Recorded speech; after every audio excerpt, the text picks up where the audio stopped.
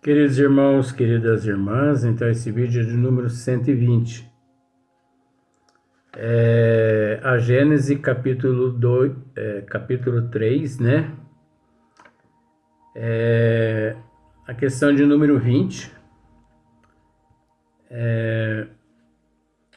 Hoje nós vamos começar um novo tema.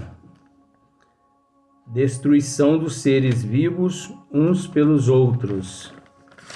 Esse tema também é muito importante, né? Porque o capítulo 3, o bem e o mal. Então, nós já falamos origem do bem e do mal, o instinto e a inteligência. E o último tema, destruição dos seres vivos uns pelos outros. Então, terminando essa questão, é óbvio, nós vamos passar para o capítulo 4, para mim é 4, mas é porque eu sou meio rude. Papel da ciência na Gênese. Esse papel da ciência na Gênese também, ele é de amargar, é uma maravilha, né? Então, Kardec começa da seguinte forma: a destruição dos seres vivos uns pelos outros. Aí o próprio título aqui, né, já nos induz a um certo raciocínio, né? Destruição dos seres vivos uns pelos outros. Olha só para você ver. A destruição recíproca dos seres vivos é, dentre as leis da natureza, porque isso faz parte das leis da natureza, uma das que, à primeira vista, então nós temos que observar muito bem, né, a forma como Kardec colocou. Uma das que, à primeira vista, menos parecem conciliar-se com a bondade de Deus, né? Assim, de primeiro instante, assim, a gente fica analisando, mas a destruição dos seres vivos uns pelos outros, isso não devia fazer parte das leis divinas, né, das leis da natureza. Isso não pode fazer parte das leis de Deus, que onde já se viu, né, uns ter que matar o outro para poder sobreviver. Isso não é de Deus. Olha só para você ver. Pergunta-se por que lhes criou ele a necessidade de mutuamente se destruírem para se alimentarem uns à custa dos outros. Então tem muitas pessoas que às vezes, né, não vou dizer assim, pessoas que têm conhecimento, porque as pessoas que têm conhecimento, elas entendem o que nós aqui estamos lendo e de alguma forma nós vamos tentar esclarecer mais para frente. Mas tem certas pessoas que pergunta-se por que lhes criou ele, Deus, a necessidade de mutuamente se destruírem para se alimentarem uns à custa dos outros. Interessante, né? A visão limitada do ser em processo de evolução. Por ele não crer na eternidade,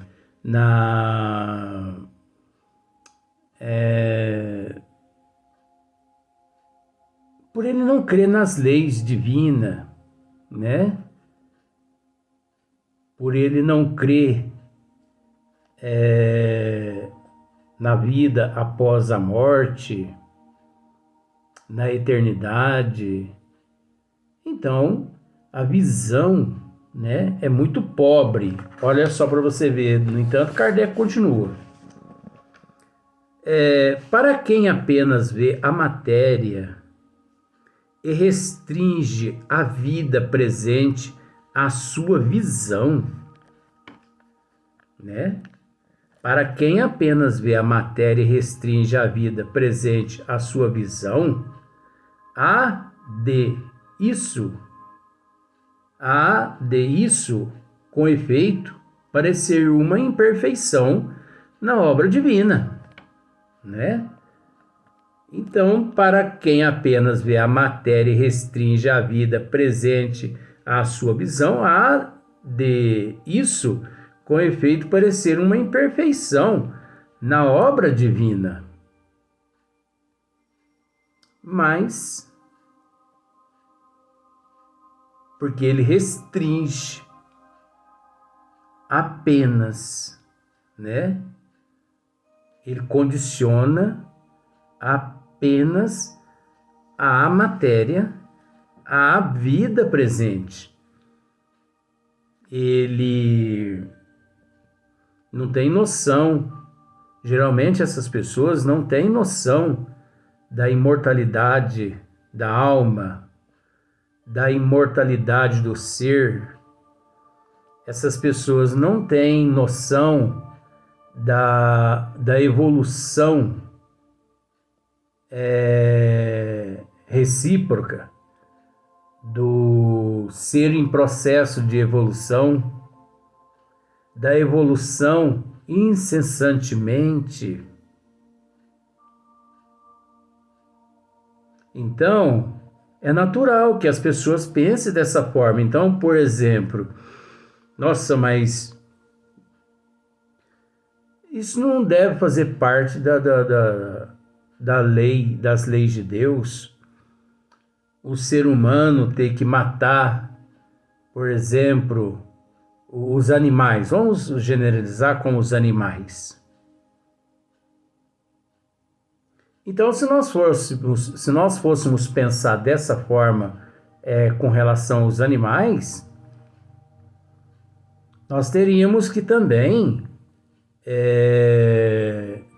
generalizar. Porque só os animais?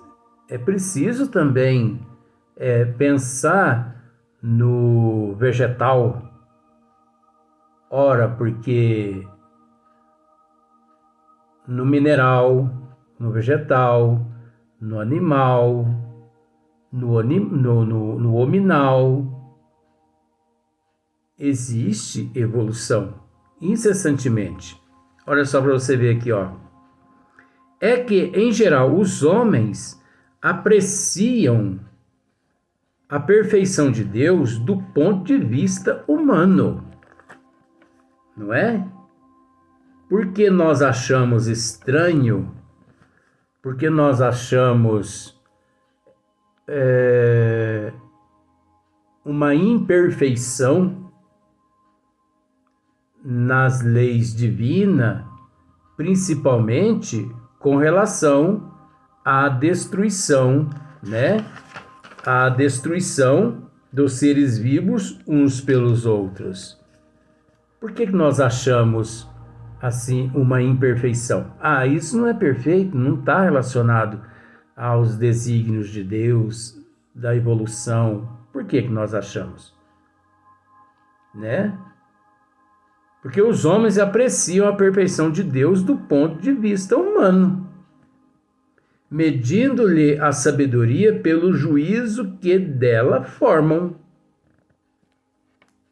Olha só, medindo-lhe a sabedoria de Deus pelo juízo que dela formam.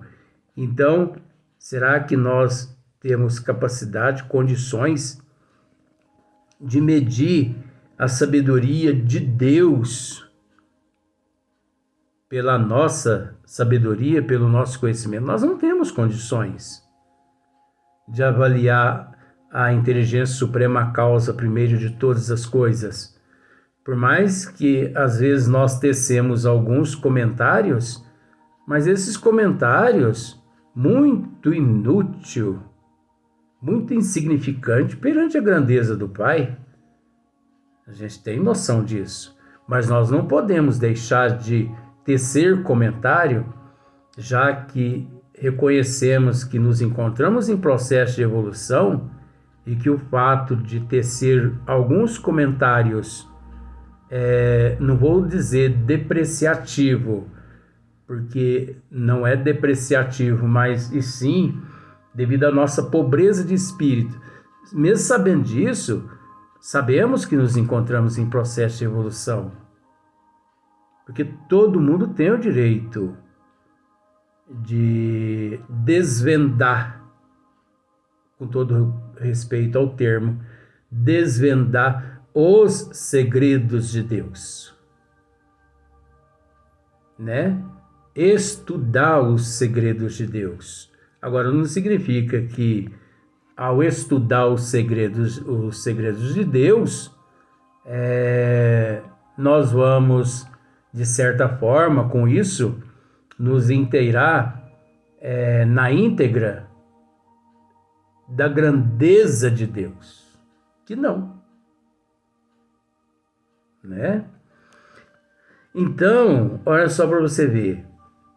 Medindo-lhe a sabedoria pelo juízo que dela formam, pensam que Deus não poderia fazer coisa melhor do que eles próprios fariam, não lhes permitindo a curta visão,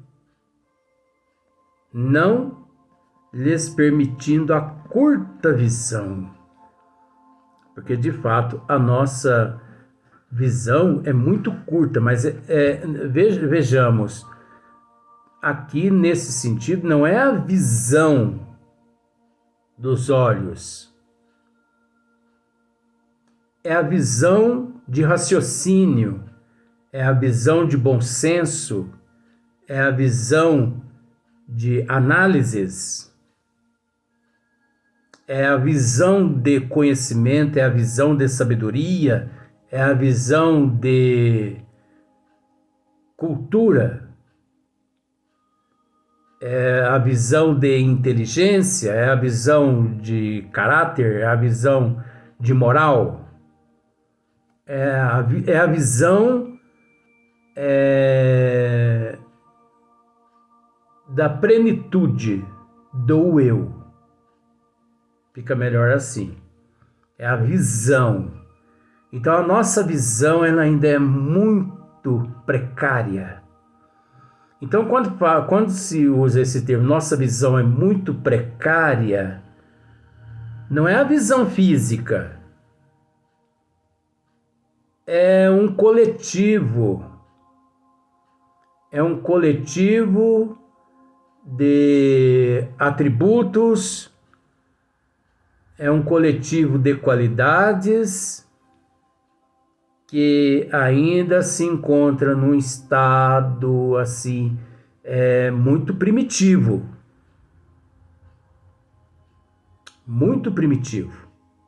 é uma visão muito pequena, né? É uma visão assim muito materialista, muito material. Não conseguimos assim ir além do conhecimento que nós temos, não conseguimos enxergar os desígnios de Deus, as leis de Deus, o que ele tudo rege, né? Nós não conseguimos abarcar todas as leis de Deus. Então pensemos da seguinte forma, só para simplificar. Deus possui 1 bilhão de leis.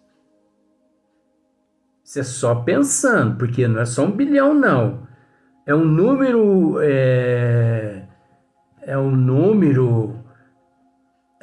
que é um número infinito.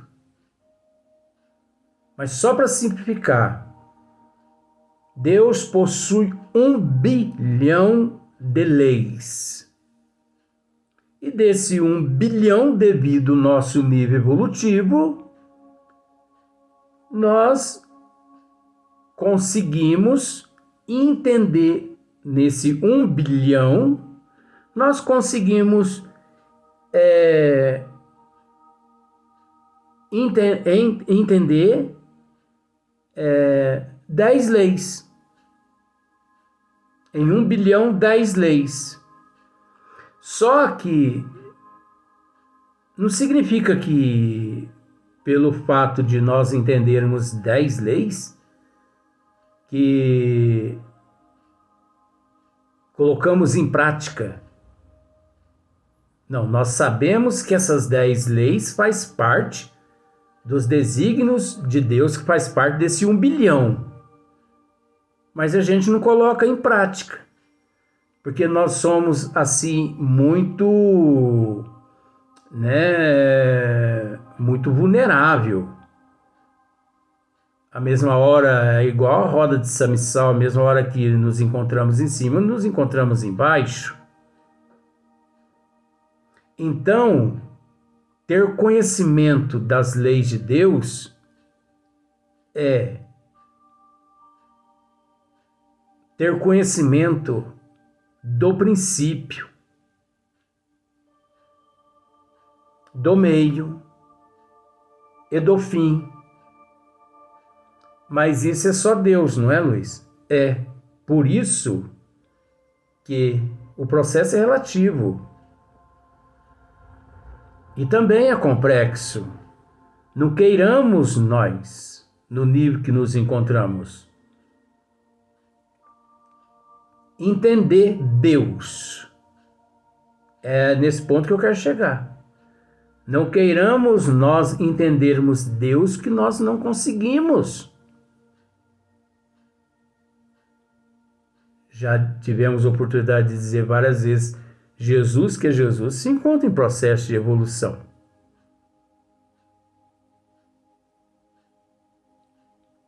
Os espíritos de luz que nós conhecemos, principalmente na literatura espírita, também encontram-se em processo de evolução.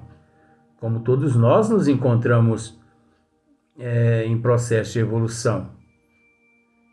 Então, essa parca visão que nós temos, nós conhecemos mais ou menos, e nesse mais ou menos nós não colocamos em prática. Então, por isso que muitos pensam que Deus não poderia fazer coisa melhor do que eles próprios fariam, não lhes permitindo a curta visão de que dispõe apreciar o conjunto. Olha só para você ver, o conjunto, Esse coletivo, esse conjunto, esse coletivo, não compreendem que um bem real possa decorrer de um mal aparente. Olha só para você ver, tá vendo só? Aqui nós vamos já desvendando o tema aqui atrás, destruição dos seres vivos uns pelos outros.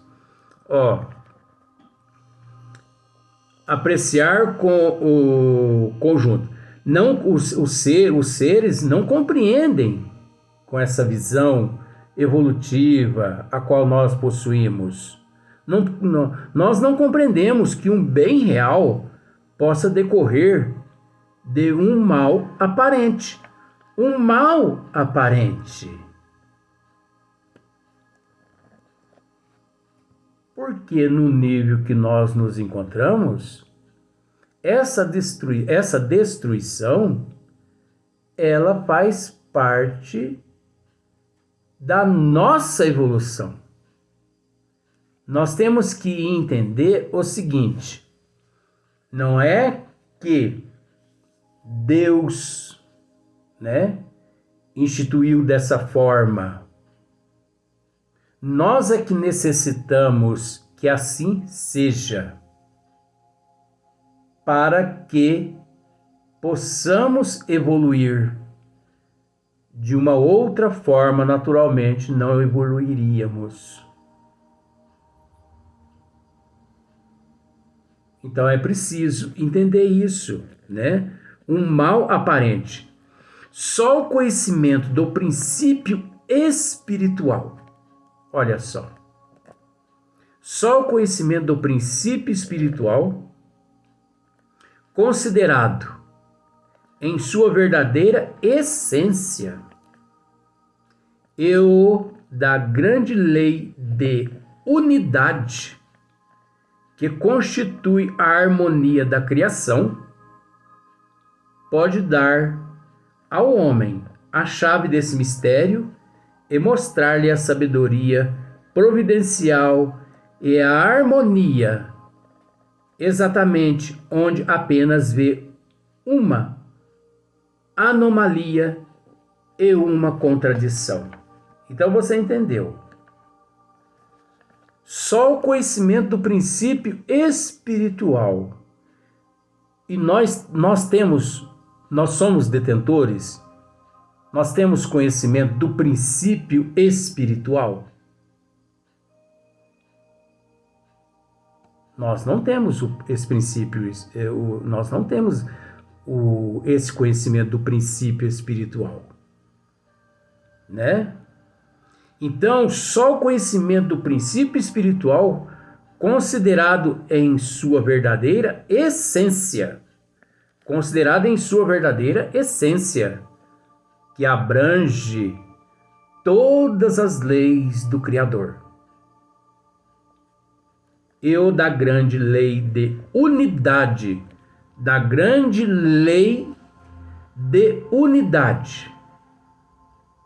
aquilo que, de fato, condiz com o processo evolutivo da unidade dentro de uma coletividade, que constitui a harmonia da criação, pode dar ao homem a chave desse mistério e mostrar-lhe a sabedoria providencial e a harmonia, exatamente onde apenas vê uma anomalia e uma contradição. Então, o ser que possui esse conhecimento, ele, de fato, ele vê aí, né, um esclarecimento imenso, além do que todos nós possuímos. Só mediante esse conhecimento é que o ser, de fato, consegue enxergar que, né, não existe anomalia nenhuma e nenhuma contradição, e que tudo faz parte do processo evolutivo do ser. Mas, para ter esse conhecimento, é preciso o conhecimento do princípio espiritual. Agora eu lhe faço essa pergunta: quem aqui na Terra detém esse conhecimento no ano de 2023? Quem no corpo físico aqui na Terra no ano de 2023? Ninguém. Se aqui na Gênesis Allan Kardec ele deixa em aberto, porque é algo profundo por demais, de acordo com o nosso nível evolutivo, é algo profundo por demais. Difícil? Não. Mas no nível que a humanidade se encontra, é óbvio que é uma matéria impossível de ser desvendada, mas impossível de ser desvendada por aqueles ignorantes do conhecimento das leis divinas, porque aqueles que se esforçam, aqueles que batalham, aqueles que estudam, mesmo no nível que nós nos encontramos, ele logra êxito. Ele pode não descobrir tudo, porque tudo é impossível. Tudo é o Pai. É impossível. Ele pode não se comparar um dia a Jesus, a Bezerra de Menezes e Eurípides de Barçanufo, mas ele consegue sobressair em meio às intemperanças todas aqui. Então, para entender na íntegra, nós vamos ter que ler esse tema todo aqui, até terminar o capítulo, para nós vermos o que Kardec comenta mais de agora em diante. Então, por isso, nós vamos para o próximo vídeo.